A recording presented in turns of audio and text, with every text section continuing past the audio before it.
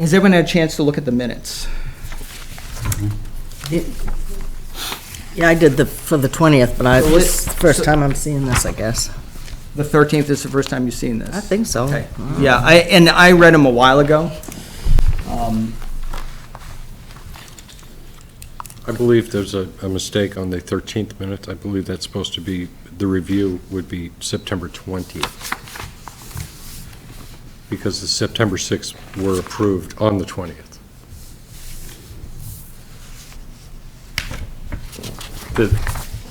The minutes for the 13th. Yeah. Review of minutes tabled September 6th. Oh, I see what you mean. So that Yeah, should yeah, be yeah. the 20th. Yeah, yes. Yeah, and I think we had so many minutes, it got a little, Yes. so let's catch up. Does anyone see anything that needs to be changed? I read the ones from the 13th. I was ready the last time. I had managed to read them ahead of time, so I haven't read them since then, so I don't remember anything in particular. Certainly.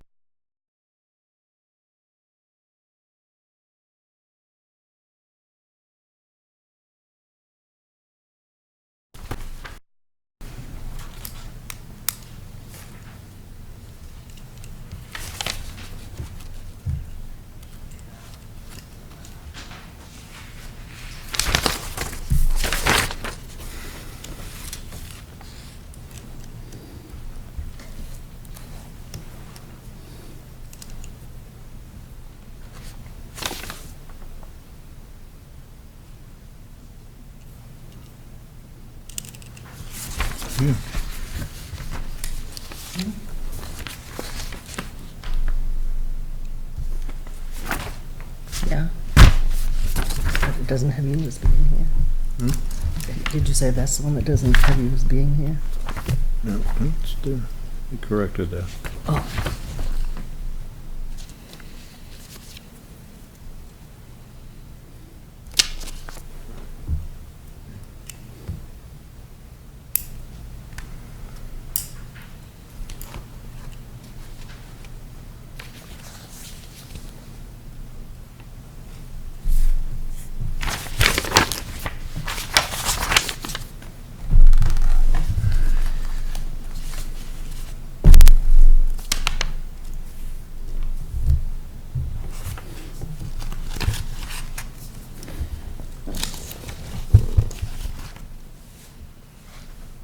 And while Bonnie is looking, does anyone see anything so far that needs to be amended or changed For the 13th, in the minutes from the 13th?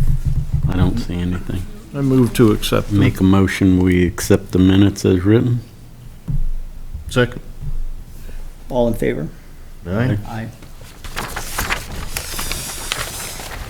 And so next, the minutes from September 20th. The only change I see is under members present. Bill wasn't present, I was. And Mary Ann was present, and I don't see her name here. Thank you.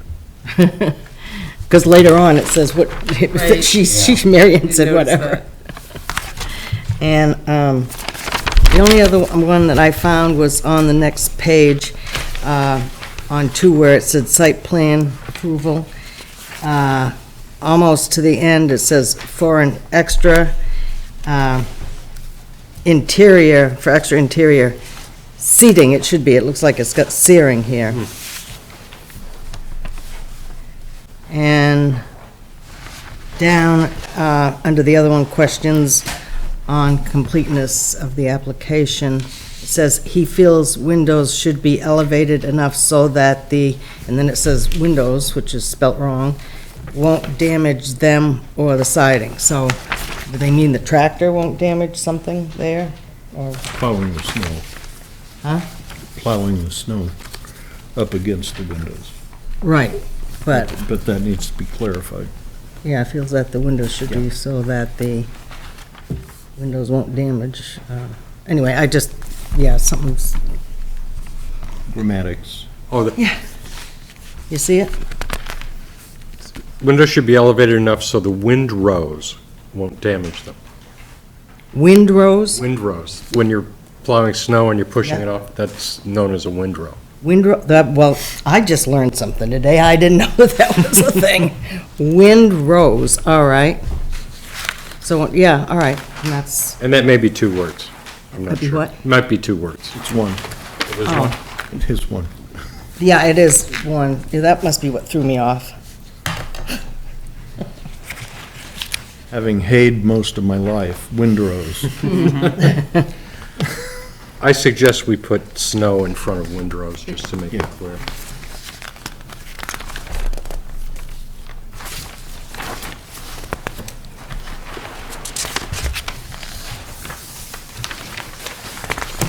And my only comment on these is the very last sentence before adjournment, where it says, it was after Frank spoke for a while, and I said that hopefully these comments will come back better through the minutes next month. I wasn't being, I was making a joke. I wasn't being critical, so I just, I Captured. don't know where the camera is, but Don, I wasn't criticizing your minute taking.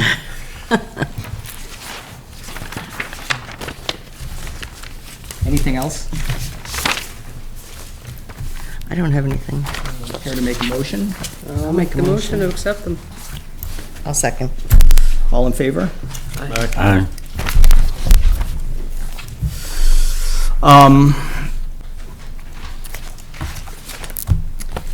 Okay, so let's resume our deliberations on SPR, 21 South Main Street. Discuss our site meeting. Does anybody have, I guess the way it stands now, the zoning board, and correct me if I'm wrong, Brian, approved the variance on encroachment to the edge of the sidewalk, to the property boundary. Correct, it's a special exception, but yes. Special exception. Provided 2 things are accounted for.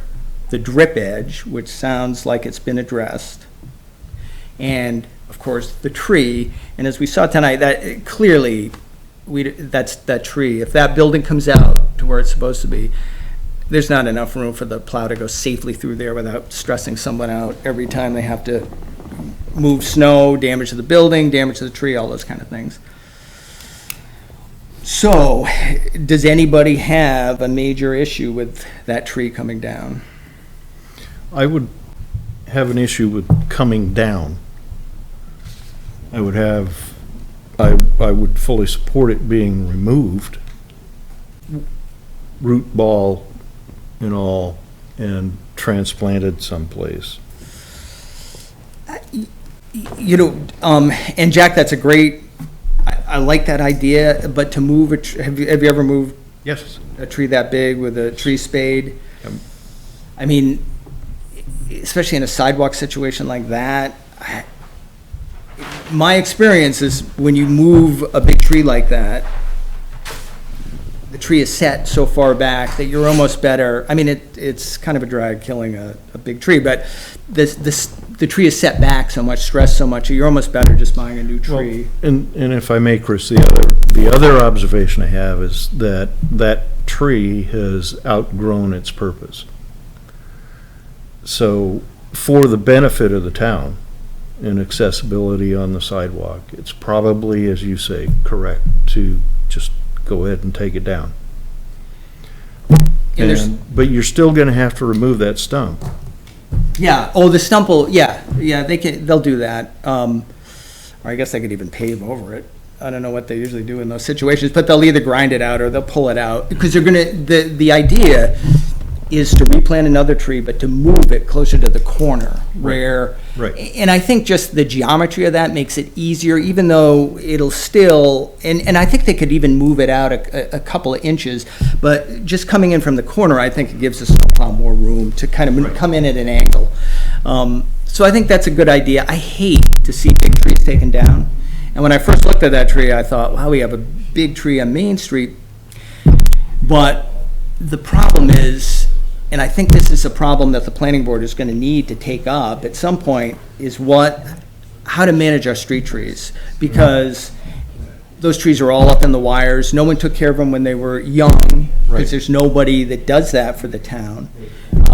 If we try to prune that thing up now, it's just going to look awful. Yep.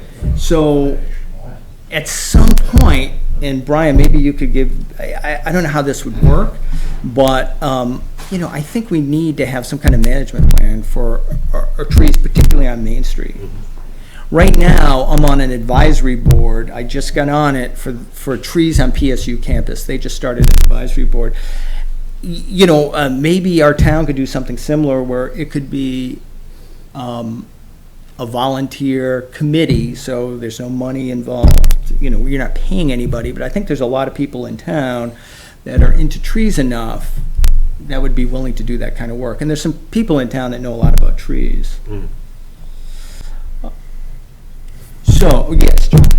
What the advisory committee for the university, what is, or in other words, they're going to suggest things and the university would have somebody come in and take care of them, trim them or whatever, or? Their maintenance department, the university for years had an arborist, Steven Sweetler, who's, and he's still in town, and he's, he loves to talk. He's very available to give good sound advice, and I've talked to him about, these trees.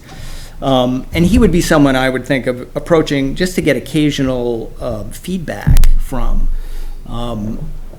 And I'd be happy to be on some kind of advisory board. It's possible that even the PSU advisory board could get involved, looking and maintaining or at least giving advice on the trees in town too. But so the idea is if we take that tree, and it sounds like those two other big ones are going to come down also, that, at that point, someone's going to, if we just let them, if they're not pruned properly and they're not taken care of, you're going to just have that problem again. I have a question. You're more an arborist, so do you think the faults in these trees, other than the variety, was the fact that they didn't have early maintenance to shape them to grow correctly?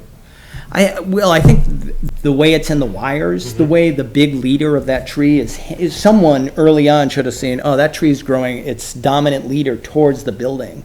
And the thing is, you could take that out. Now, there's another, the tree's just too close to, it's just where it's positioned is a problem. But if that was the only problem, you could take that leader out, except then you end up with a horrible looking tree with two double leaders that'll cause the tree to split. It's called a bad crotch, and that's not something you want in a tree. Those brad repairs aren't necessarily a bad choice, but maybe not the best choice for the locations that they're, on that part of Main Street. I think there's a lot better choices. But I don't think this is a conversation that we need to get into now, but I think at some point, particularly when we're looking at the master plan or implementing the master plan, there's nothing specifically in there about street trees, but I think we should make something fit. I think that needs to be revisited, and particularly if we are doing work on Main Street, and it sounds like we are going to be doing that, be a good time to think about how we can get trees on Main Street that are going to stay there for a while. But And not grow excessively. or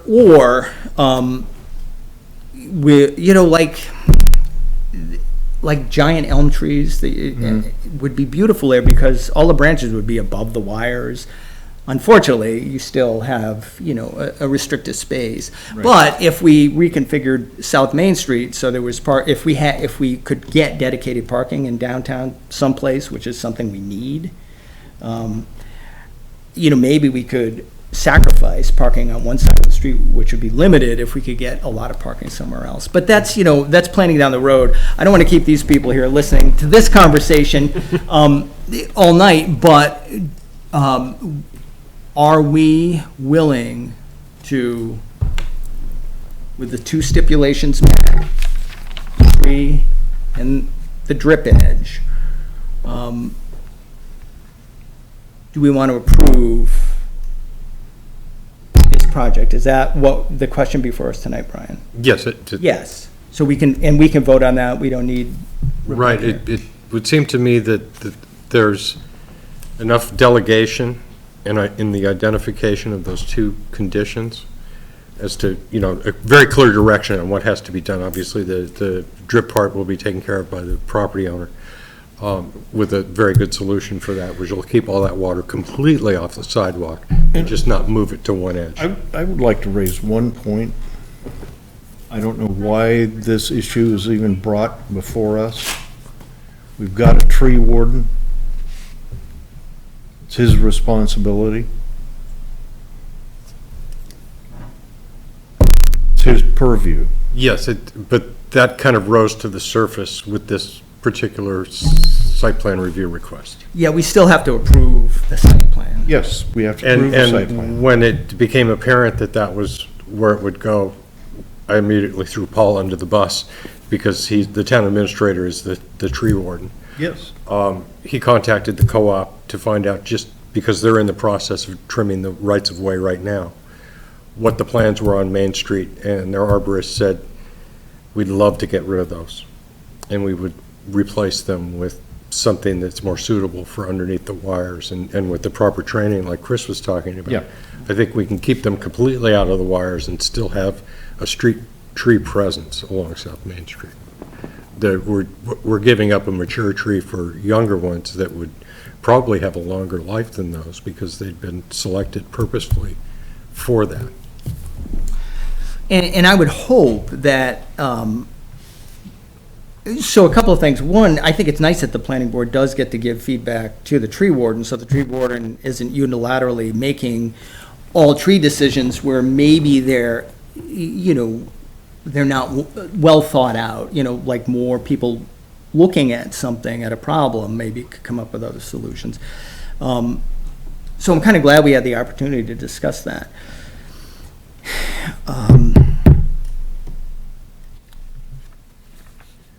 Any other observations, objections, questions about approving this site plan review? Yeah, I was just thinking about the lights that they have there that are very pretty. They kind of come out like this, and if they come out 10 feet, is there going to be lights? I mean, is that tractor going to have to worry about running into a light like that? No, right? those lights will probably remain, right, Steve? No. Oh, you're taking those off, but he had already discussed having under soffit lighting. Oh, okay, yeah. Because we can't, right, because we can't extend into the state. Right, yeah. So- Right. So the edge of the soffit, the edge of the gutter has to remain back, so we'll have soffit lighting. So they won't have a problem going under that to plow in the winter, right? No, it's gonna be a lot higher than. Okay. That. I just didn't know that. I just didn't want something crazy to Yeah, happen. you figured it'd be at least an 8-foot ceiling. Right. And somewhere we had, I don't know who made your diagram, was that you of the front? It was very nice, and I think it's a very attractive front to that building. The one thing that is unfortunate is that you are losing that tree because, it would be nice to have a big shade tree there, particularly in the afternoons in the summer. So hopefully we can somehow provide that for you. And Oh, and that, right, about 3 with the new feet tree, away from the new yeah, location. yeah. So, and I do think we don't want to just like cut down every tree on Main Street because they're slightly inconvenient, but we also want to think ahead and plan properly and get trees placed where, they're not going to be a problem. Any other questions, concerns? So a couple of them. So if the requirement is 5 feet, and, I said before, my shop is 6, and Rand's shop is 6, and, it goes all the way down as well. So I guess I don't understand, and I know it's all grandfathered, or, I'm not sure the correct term, it's all past history, but how do they get through those areas? Up by Rand's and Up by Rand's, up by my shop, because it's less than what we're talking about down here. it's 6 feet as well, and my understanding is it's a little over 6 feet. There's a little 6'2" or something along those lines. To a tree? In front of Rand's, there's a tree. In front of us, there is something there. It used to be a tree, it no longer is. Okay, but you have the pad Yes, where it was. correct. So, I think that those surrounds, I don't know what you'd call them, that protect the tree base and allow the water to infiltrate, are designed to be ADA compliant.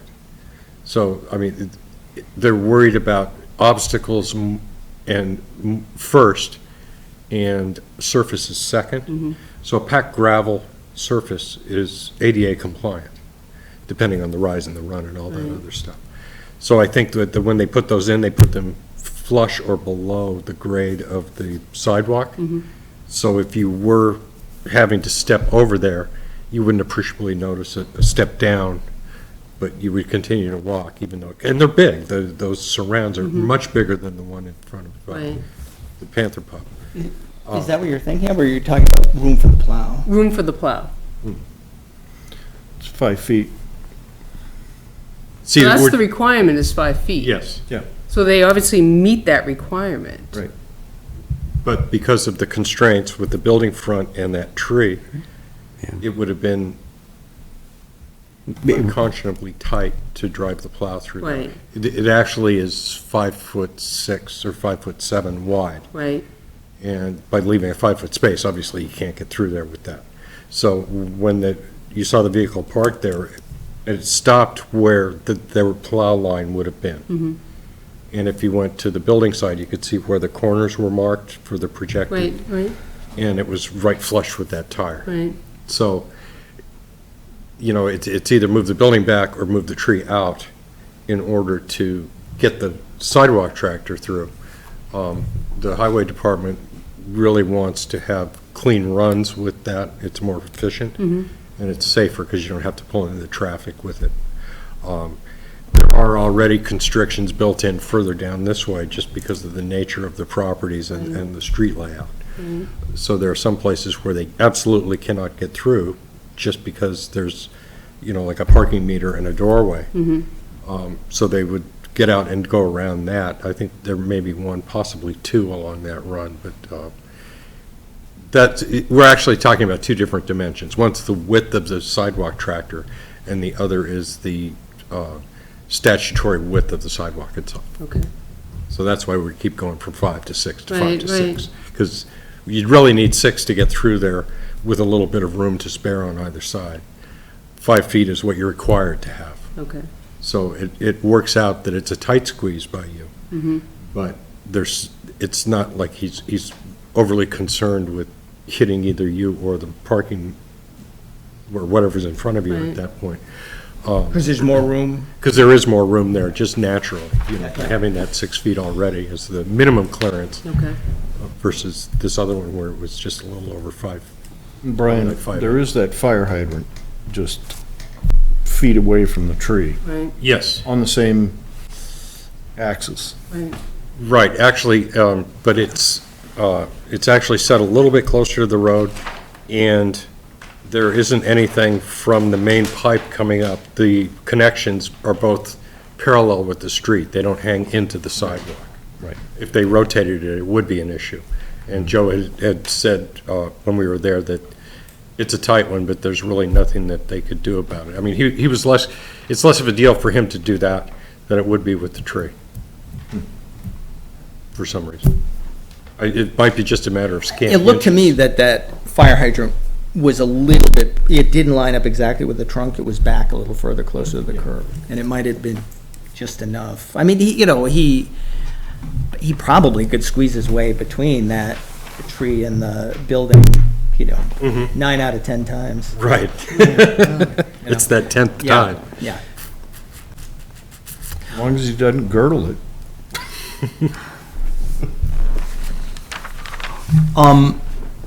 So anything else from the board?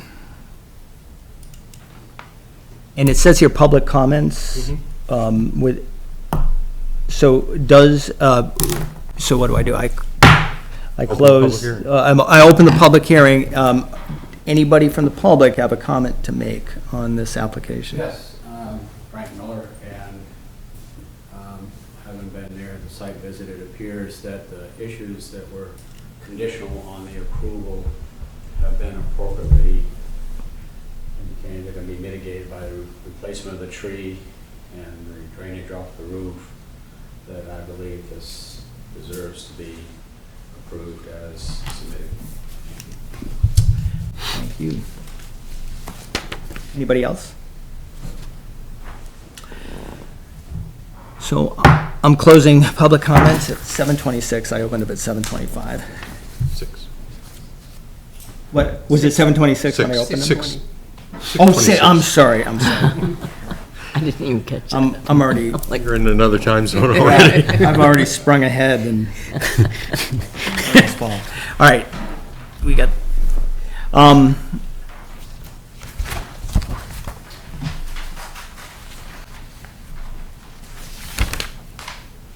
so I guess we can vote. Make a motion that we approve the plan. I'll second it. All in favor? Aye. Aye. Opposed?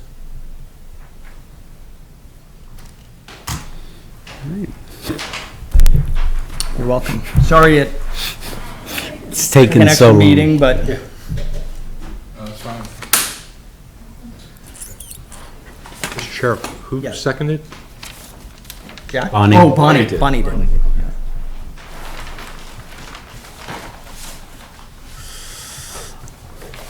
All right, comments on that. So other business. We were asked to, or the planning board was asked to sign a letter of support for a grant application for the Conservation Commission. It came to us through a relatively roundabout and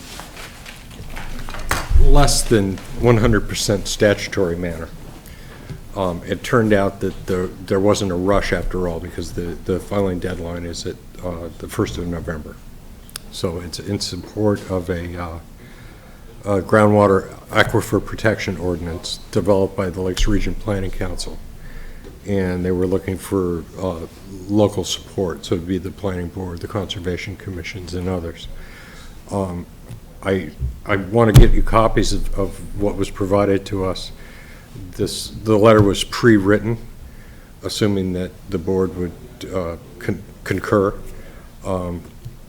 I think that in situations like this, a separate letter, not a joint letter, is more appropriate.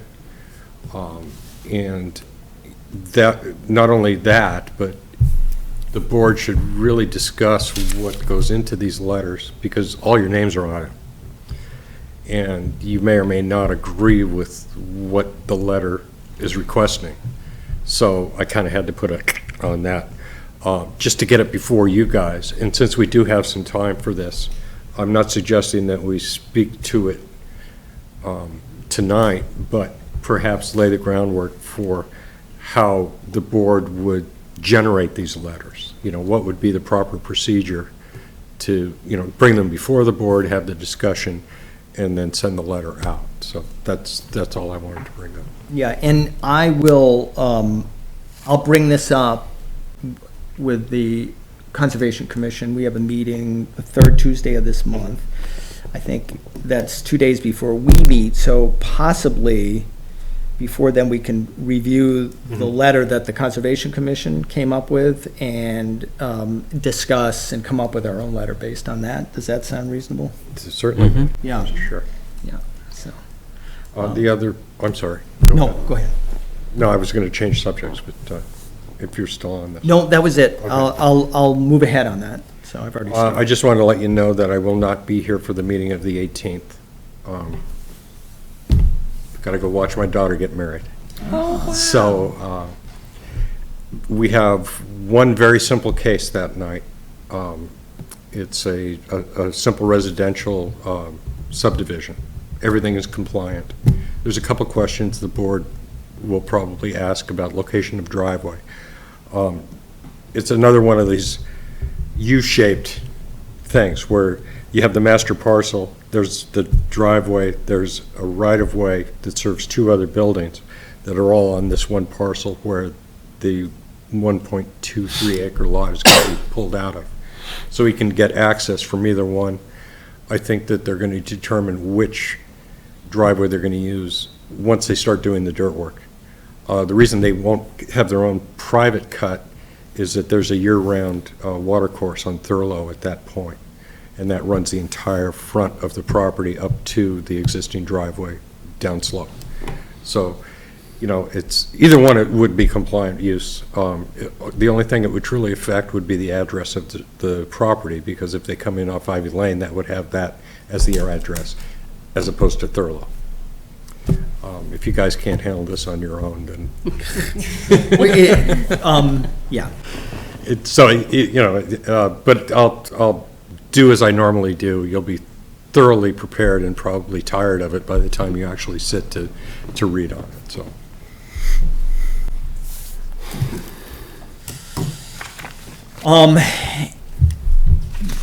I guess the only other business I would have would be, and I don't know if this is other business, but just a request. I'd like to be in on the decision, or at least have some input on whatever they do choose for a tree. As far as the site plan approved tonight, Yeah, Not a problem. I would love to, see the list that the co-op has and, kind of like be able to evaluate what they're thinking of putting in there. I agree with that. Why couldn't we have the co-op contact you and let you? I guess we could, I can put you guys in touch. yes, that would be, I'd feel comfortable with that. You know, and- You represent the planning board as far as the selection one. And then that kind of feeds into what you were talking about earlier. So if there are other situations where the co-op might need to be involved, it might be good to bring them before the board, have them explain how the easements and the rights of way work as far as the trees are concerned, and give some indication, BMPs for even residential landowners. So entirely up to the chair, but I'm sure that Scott would be more than happy to come and talk about that. Yeah, yeah.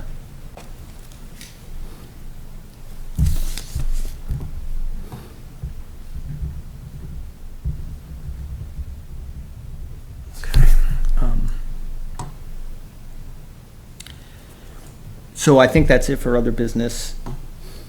Are there any public comments? No public comments tonight. I'd like to make a motion that we adjourn this meeting. Second? Okay, go ahead. All in favor? The race is on.